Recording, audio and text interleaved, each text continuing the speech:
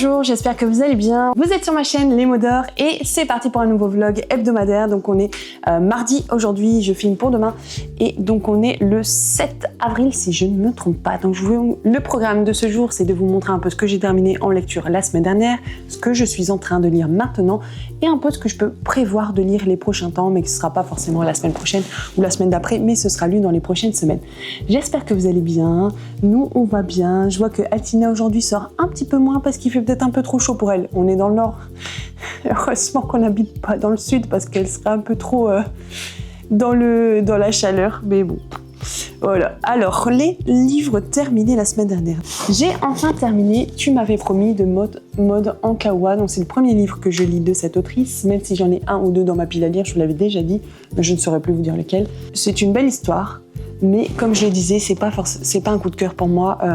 C'est une autrice qui met beaucoup de développement personnel dans ses bouquins. C'est pas forcément le truc qui m'attire beaucoup. Donc oui, une petite dose, ça va, mais pour moi, il y en avait trop. Donc forcément, ça me freinait un peu dans ma lecture. Mais sinon, c'est sympa, cette histoire de petite fille qui vient d'avoir 8 ans et dont le père lui avait promis un voyage à cet âge-là. Donc la mère a disparu il y a quelques années, on ne sait pas comment ni pourquoi. Et du coup, il y a toujours cette ombre-là qui est un peu sur eux dans leur vie quotidienne et surtout sur le père. Et donc il accepte quand même de partir en voyage avec elle. Ils vont suivre la sœur de cet homme, donc Gabin, dans son voyage humanitaire et c'est au Kenya. Donc ce qui est vraiment sympa dans cette histoire, c'est ça, c'est le Kenya. Moi j'ai beaucoup aimé découvrir un peu tout ce qui était sur cette société, sur les paysages là-bas, tout ça, c'est vraiment ce qui m'a le plus plu, parce que moi j'aime bien voyager, j'aime bien découvrir de nouveaux horizons, de nouveaux paysages, j'aime énormément les paysages. En général, nous quand on part en vacances avec mon mari, c'est 90% du temps dans les paysages plus que dans les villes, quoi. Donc c'est une belle histoire et c'est vraiment sympa si vous aimez le développement personnel, vous allez vraiment aimer. En plus c'est raconté sous forme d'histoire, donc c'est encore mieux je trouve. Mais voilà, moi c'est bien, mais sans plus, quoi, on va dire. J'ai terminé quoi ? Je viens de me rendre compte que j'ai pas fini mon vernis. Enfin, en gros, j'en ai enlevé, j'en ai remis. Bon bref, c'est mal fait. Voilà, tenez pas compte de mes doigts, hein. Petit aparté, et comme ça. Dans les livres terminés, j'ai aussi Alabama 1963 que j'ai mis en audio, donc c'était top. Alors, la narratrice est géniale. Il doit être écrit là sur l'image, mais franchement, elle a tellement bien raconté l'histoire. C'était les voix qu'elle faisait et tout, les intonations, j'ai beaucoup aimé. Je crois que c'est une des meilleures narratrices que j'ai écoutées dans tous les livres audio que j'ai pu écouter jusqu'à présent. J'en ai pas écouté trop non plus, mais sur une dizaine au moins, 10-20. Franchement, c'est peut-être le top 1, celle-ci. Donc l'histoire est pas mal aussi. On est en 1963, donc en Alabama, aux États-Unis, donc plus en Amérique, vers les pays du Sud, mais à l'Est. Et du coup, on est dans la ségrégation raciale, en plein dedans. Et donc on voit que les Blancs et les Noirs ne se mélangent pas, que les Noirs sont souvent les bonnes, ceux qui travaillent un peu pour les blancs, quoi. Donc là, nous, on est beaucoup dans cette histoire-là où on a Adela qui est une bonne, elle est noire et donc elle va travailler chez les riches blancs, donc en tant que bonne, faire à manger parfois, mais surtout le ménage. Un jour, elle va faire le ménage aussi chez un détective privé qui est complètement à la ramasse, alcoolique, c'est dégueu chez lui, il se laisse vivre, il se laisse vraiment aller, il fait plus grand-chose, quoi. Et il y a quelque chose qui va se créer entre eux, une sorte d'amitié au fur et à mesure de l'histoire. Et en fait, il y a des petites filles noires qui disparaissent et donc lui, il va essayer de travailler là-dessus. Et donc elle va l'aider un peu. Bref, il y a pas mal d'autres choses aussi autour de ça. Et franchement, l'histoire est vraiment bien. C'était une belle histoire, c'était bien raconté. J'imagine que j'aurais aussi bien aimé si je l'avais lu par moi-même. Mais c'est un thème que j'aime beaucoup lire sur la ségrégation raciale aux États-Unis. Du mal à le dire, mais ce sont des thèmes qui me parlent, qui m'émeuvent en fait. Donc voilà, c'était forcément, je savais que j'allais aimer. Donc je suis vraiment contente de pouvoir l'avoir lu. Il traînait dans ma palle depuis peut-être 1 an, au moins 2 ans, donc je suis contente. Il est parti. Ensuite, j'ai fini Vivre entre les vagues et le ciel. Je vois que je l'ai pas mis là, donc bon, je vous le remets en image ici. C'est un livre des éditions Erol que j'ai lu dans le cadre du partenariat du Book Club Erol et donc en lecture commune avec d'autres filles. Et c'était vraiment sympa. Alabama 1963. 1963 aussi, je l'ai vu en lecture commune, donc c'était pas mal aussi. On a pu discuter avec Célène et c'était top. Donc je reviens sur Vivre entre les vagues et le ciel, et c'était une histoire qui se passe un peu en été, avec des jeunes qui se rencontrent donc en été dans le sud de la France, et chaque année ils vont se revoir. Et donc une amitié profonde va se créer entre eux pendant de nombreuses années, jusqu'à un jour, plus personne ne se revoit l'été, ils font chacun leur vie, mais ils vont se rencontrer quelques années plus tard parce que l'une d'entre eux va disparaître. Ce livre est sympa parce qu'il aborde pas mal de thèmes de l'adolescence, de tout ce qu'on peut y vivre, de toutes les premières fois qu'on peut faire aussi, donc voilà, il y a pas mal de petites dérives par-ci par-là aussi parfois. J'ai bien aimé, sans que ce soit un coup de cœur, mais c'est pas mal si vous voulez lire vraiment sur ce thème de l'adolescence et tout ce qui peut y arriver et ce qui nous forge en fait pour l'adulte qu'on devient par la suite. Vous pourriez aimer, je pense, ce livre-là. Donc ça, c'est vraiment les 3 livres que j'ai terminés la semaine dernière. Ensuite, les livres en cours. Donc je vous avais dit que j'allais reprendre La femme de ménage voit tout, puisque j'ai terminé Alabama 1963, donc je peux continuer La femme de ménage voit tout, donc c'est tranquille. Franchement, c'est pas le livre qui me happe à fond dans. Je suis pas. Il me tient pas forcément en haleine à fond quoi. Limite, quand je compare un peu Alabama 1963 et celui-ci, j'étais plus au taquet avec Alabama 1963, quoi. Mais voilà, bon, j'ai envie de suivre et terminer la série puisque j'ai lu La femme de ménage et La femme de ménage, l'autre, là, le deuxième, je sais plus, Les secrets de la femme de ménage. Donc je me dis, je lis les 4 bouquins et puis voilà, ça sera fait. À voir si je lirai les autres. Apparemment, il y en a qui sont mieux dans la psy ou je sais plus quoi, la prof. Donc à voir si je les lirai par la suite, mais c'est une écriture qui passe, qui va bien, ça se lit bien, voilà, il y a du rebondissement, il y a tout ce qu'il faut, mais bon, il y a aussi d'autres livres, donc j'ai pas forcément envie de lire que les livres de cette autrice-là. Donc voilà, je vais le terminer ce mois-ci certainement. Il faut que je reprenne aussi L'invité surprise, donc toujours dans le cadre du jury Audiolib et en audio. Donc un livre que j'aime bien, c'est une femme vraiment qui voulait se donner la mort et qui va aller dans un hôtel où elle voulait aller avec son mari, mais bon, il l'a lâché, il l'a quitté. Donc elle y va toute seule et elle veut se donner la mort un soir. En fait, le problème, c'est que dans cet hôtel-là, au moment où elle arrive, il a été plus ou moins privatisé par une femme qui va se marier, donc il y a toute sa famille, tout ça, son futur mari. Et donc cette future mariée va rencontrer donc notre protagoniste et lui dire non, tu n'as pas de tuer maintenant, ça va être mon mariage, je veux pas avoir une mort sur la conscience et tout. Et donc elles vont un peu scier d'amitié, tout ça. Et j'aime bien cette histoire parce qu'en fait c'est vraiment assez... c'est une histoire qui est assez originale, je trouve, et la plume est bien. C'est bien raconté, il y a un peu d'humour, tout ça, alors que c'est un thème quand même plutôt dramatique, donc c'est bien, il me reste 3 heures d'écoute, donc il faudrait que je termine cette semaine. Ensuite, j'ai commencé juste aujourd'hui, donc un chapitre, celui-ci, dont on en a dit beaucoup de bien dans le cadre du Book Club Erol, c'est Le passager du New York Express. Je ne sais plus de quoi ça parle, on a une lettre mystérieuse, un paquebot légendaire et une histoire d'amour qui traverse le temps et les océans. Ok. Augustine a 110 ans et des yeux noisettes qui, selon elle, auraient dû être bleus, mais pourquoi donc? L'explication se trouve dans une lettre postée à Cherbourg en 1912 et signée par un mystérieux Albert, qui pourrait être son père. Lorsqu'elle partage ce secret avec Estelle, jeune animatrice de la résidence Les Mirabelles, celle-ci ne se doute pas qu'elle va plonger au cœur d'une aventure incroyable et découvrir une poignante histoire d'amour. Voilà, j'en dis pas plus, il y a encore un petit paragraphe, mais ça a l'air vraiment bien. J'ai lu le premier chapitre, donc un peu la mise en situation de l'histoire. Cette dame de 101 ans qui rencontre l'animatrice et elles vont discuter un peu ensemble et elle va lui dire oui, mes 2 parents avaient les yeux marrons, moi les yeux bleus, donc c'est un peu louche, je pense que mon père n'était pas vraiment mon père. Donc c'est très intéressant, j'aime bien la plume, c'est sympa. Donc c'est de Laurent Lagarde aux éditions Erol, donc à voir ce que ça va donner, mais je pense qu'à mon avis, je vais bien aimer cette histoire-là. Ensuite, je suis toujours en train de terminer La colocataire, que j'aimerais vraiment terminer cette semaine-là pour pouvoir entamer un autre livre des éditions Mera, dont je suis aussi partenaire. Donc là, on est plutôt dans les thrillers. Et donc, il me reste un peu moins de 200 pages maintenant, donc je vous en parlerai un peu plus la prochaine fois. Je pense que je vous ai tout dit un peu pour les livres qui sont en cours. Je trouve que c'est déjà pas mal, mais j'avais aussi Les Princes de la Nuit, donc c'est un thriller historique qui se passe au temps de Louis XIV. J'ai lu 2 ou 3 chapitres, donc il faut que je continue aussi. Et ouais, j'ai pas mal de lectures de services de presse qui m'attendent, donc il faut que j'avance un peu par là. J'ai 2 lectures aussi qui sont 2 lectures communes que j'ai mis sur l'application Lecture Commune, donc que je fais en ce moment, mais que j'ai pas encore commencé. Donc il y en a un qui est sur le mois en entier, c'est La Villa, je dois l'avoir ici, oui, il est juste là. J'ai failli commencer l'autre soir et en fait j'ai fait autre chose. Donc voilà, ça il est surtout le mois d'avril, donc bon ça va. Il fait à peu près il fait 400 et quelques pages, donc je pense que ça va aller. On est dans une histoire ici où on a 92 caméras, 8 participants et un lieu paradisiaque. Bienvenue dans la villa. Au fond, le principe de cette émission de télé-réalité, c'est d'une simplicité biblique. Il s'agit de séduire, donc l'autre sexe évidemment, mais surtout le public, car c'est lui qui vote, c'est lui qui décide de tout. Des milliers de spectateurs, donc branchés 24 heures sur 24, jouent les marionnettes d'un nouveau genre.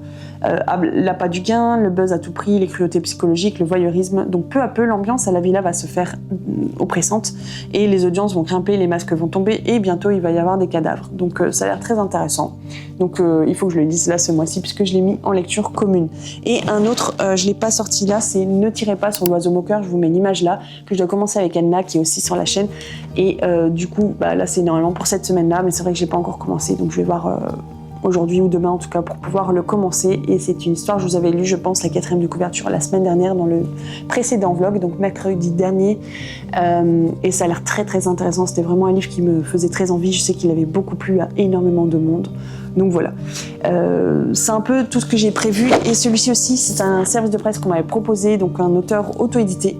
Donc voilà, c'est en virtuel, on est en plus dans la science-fiction ici. Donc j'avais dit que je le lirais pour le mois de février, on est déjà au mois d'avril, donc il faudrait que je le lise là dans les prochains jours aussi. Il n'est pas très long, 325 pages, c'est très espacé à l'intérieur, donc ça peut se lire vite. Et j'espère passer un bon moment en lisant ce livre-là. Et puis en plus, ça me fera sortir un peu de ma zone de confort, des genres que je lis plus finalement habituellement. Donc voilà un peu tout ce que j'ai prévu pour les prochains jours, au moins les 2 prochaines semaines je pense. J'ai encore 2 lectures communes qui vont arriver là, donc ça va être chaud patate, je sais pas comment je vais faire pour lire. C'est pour ça qu'en ce moment en fait je vous disais dans le dernier vlog que j'essayais de voir si j'avais pas des livres de ma pile à lire qui doit se lire maintenant en audio, comme ça je peux les écouter en voiture et avancer plus dans mes lectures, puisque je fais beaucoup de voitures finalement chaque jour, donc ça me permet d'avancer dans mes lectures vu que en livre papier là j'ai beaucoup moins de temps, donc c'est plus long pour lire les livres que j'ai à lire. Je vous montre un peu les livres que j'ai reçus la semaine dernière. Il me semble que j'en ai reçu qu'un, je sais plus. Donc voilà, je vous montre celui-ci, il est vraiment magnifique, c'est un livre jeunesse, Un an ailleurs de Max Ducos aux éditions Sarbacane. J'aime trop les images. Et du coup, on a des belles illustrations à l'intérieur. Je vous montre un petit peu ça. Voilà, j'ai fait tomber la fiche de presse. C'est un livre, je pense, qui devait sortir là au mois d'avril. Je vais regarder la fiche de presse et vous le dire tout de suite. Et vous donner un peu les thèmes qui sont abordés dedans. Je ne l'ai pas encore lu. On est dans un livre qui sort le 1er avril. Donc voilà, il y a une semaine. Les mots-clés, c'est famille, voyage, découverte, saison, maison et le temps qui passe. On a la famille Ducos qui s'installe pour un an dans le nord de l'État de New York. Donc le voyage, c'est l'aventure. Qui n'a rêvé de s'installer une année entière dans un nouveau monde ? C'est le projet qu'ont pu réaliser les Ducos, père, mère et fille, dans une petite ville nichée au fin fond des Catskills, région bucolique et boisée au nord de New York. Les saisons défilent, la maison se couvre de neige puis se part pour les fêtes. Les enfants s'élancent au dehors, d'élégants petits animaux s'approchent. Tout cela sous l'œil du père, le peintre et illustrateur Max Ducos, qui a installé son chevalet dans la véranda. Fin observateur, il restitue ces subtils changements de lumière ou de couleur qui attestent du temps qui passe. Au fil des illustrations, il nous invite à partager les surprises, les émotions, les jeux, les rencontres et les excursions. Au bord de la rivière Hudson, à Manhattan, puis au chute du Niagara, traité en impressionnante double page. En un mot, la joie ressentie au long de cette année exceptionnelle. La vie ailleurs, c'est s'ouvrir à l'inconnu tout en tirant des fils avec ce que l'on connaît déjà ou reconnaît de soi. Une expérience qui changera la vie des 2 fillettes et culminera dans une grande fête avec les voisins. Donc voilà, c'est un récit de voyage tout simple aux accents universels, une exploration de modes de vie nouveaux et une découverte de la nature environnante. Donc Max Ducos, magicien de la narration à hauteur d'enfant, nous emmène dans les bagages de sa propre famille. Avec 24 peintures éblouissantes et sensibles, nées de ses observations sur le vif à la portée de toutes et de tous. Il a aussi écrit un autre livre qui s'appelle Volubilis, Jeu de piste à Volubilis, en 2006. Donc il est français, il vit à Bordeaux. Voilà, il travaille toujours. Ça a l'air très intéressant. Franchement, j'aime beaucoup l'idée. Donc ça, c'est ce que j'ai reçu la semaine dernière. Et je vous montre un peu ce que j'ai emprunté à la bibliothèque, à la médiathèque. Donc un livre pour moi, que je devais lire en lecture commune le mois dernier, mais je ne l'ai pas eu à temps. Donc c'est 60 minutes chrono et 60 minutes de M.J. Arledge. Donc vous savez, pour ceux qui me suivent depuis un moment, que j'aime énormément cet auteur. C'est la saga de Helen Grace, donc il y a à peu près 14-15 livres sur cette série-là. Ça doit être à peu près le 7e ou le 8e, je ne sais plus, je les compte pas. Mais dans tous les cas, j'en lis un tous les 2 mois avec 2-3 autres personnes et c'est vraiment bien, je suis contente. Donc il faut que je le lise, puisque je dois le rendre à la médiathèque dans 2 ou 3 semaines. Et ensuite, j'ai pris 3 livres par rapport à ma VAE. Si vous me suivez aussi sur la chaîne, vous savez que j'ai entrepris une VAE pour avoir le diplôme d'état d'éducateur de jeunes enfants. Donc avant, j'étais prof des écoles et là, en ce moment, je suis en transition. Et du coup, j'aimerais beaucoup avoir ce diplôme d'état pour pouvoir avoir le statut d'éducateur de jeunes enfants. Donc forcément, il faudra que je travaille un peu dans ce domaine-là pour avoir l'expérience. Et un jour, dans l'idéal, ou pas, on verra si ça se fera, peut-être ouvrir une crèche et être directrice. Donc ça, c'est un peu, voilà, toutes mes idées. On verra si j'irai jusque-là ou si j'aurai peut-être d'autres plans entre deux. Hein. Donc j'ai pris Baby Ness de Bérangère Le Petit et Elsa Marnette. Donc c'est les crèches privées, une enquête sur les crèches, un peu comment tout ce qui s'y passe. Donc ça m'intéressait pas mal. À voir ce que ça va donner. Donc on y parle de maltraitance, du personnel épuisé, des plaintes. Que se passe-t-il vraiment derrière la porte des crèches de nos enfants? Et donc on est plutôt ici un peu dans un essai, je pense. Donc moi j'aime bien lire ce genre de livre-là une fois de temps en temps. J'avais lu un truc sur un essai aussi sur tout ce qui était l'aide sociale à l'enfance, donc l'ASE, et c'était un truc de fou. Un livre vraiment très récent, en plus je vous en avais parlé il y a quelques semaines. Je sais plus c'est quoi le titre exact, mais ça m'avait vraiment percuté, c'était très intéressant. Ensuite, j'ai emprunté La pédagogie active en crèche, donc pour des enfants autonomes, libres et authentiques, de Nathalie Rétif, avec la participation de Bernadette Moussy. Voilà, donc aux éditions du Node. Ça va être très intéressant aussi. Donc là, on est un peu dans tout ce qui est pédagogie active, donc Dewey, Montessori, Picla, etc. Donc ça revient un peu au goût du jour, je pense que vous savez. Hein. Et donc voilà, je vais lire un peu la mise en œuvre en crèche dans le contexte actuel. Le fait de voir que c'est pas forcément si simple que ça. On a des idées, mais les mettre en place en pratique, c'est plus compliqué. Voilà, donc on verra un peu ce que ça va donner. Et celui-ci, c'est L'itinérance ludique, donc une pédagogie pour apprendre à la crèche. Donc Laurence Rameau, et aux éditions du Node aussi.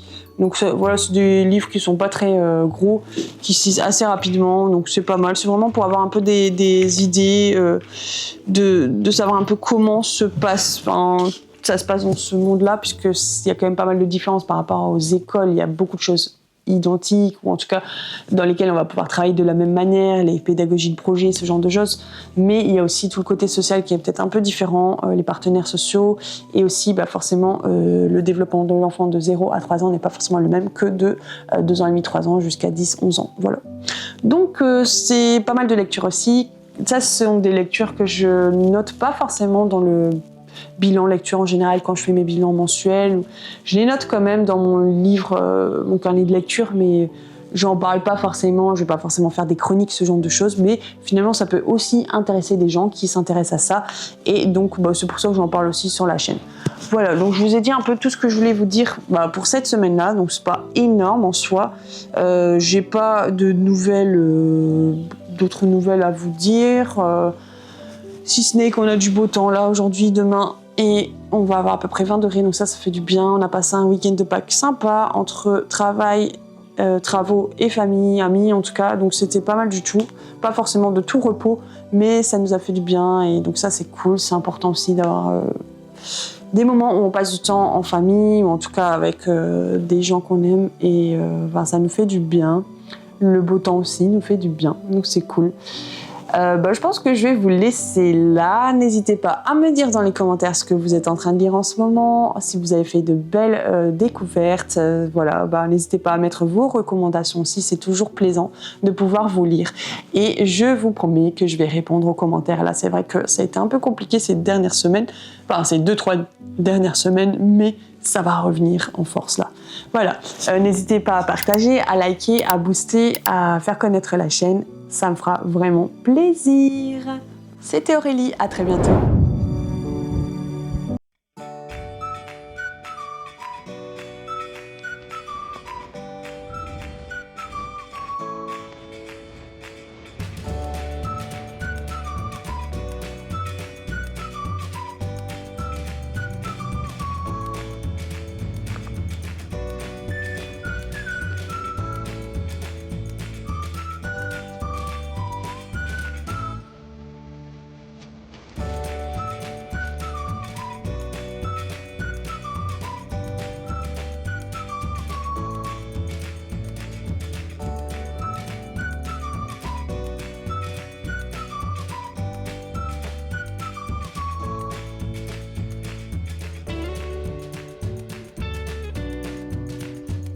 Tina.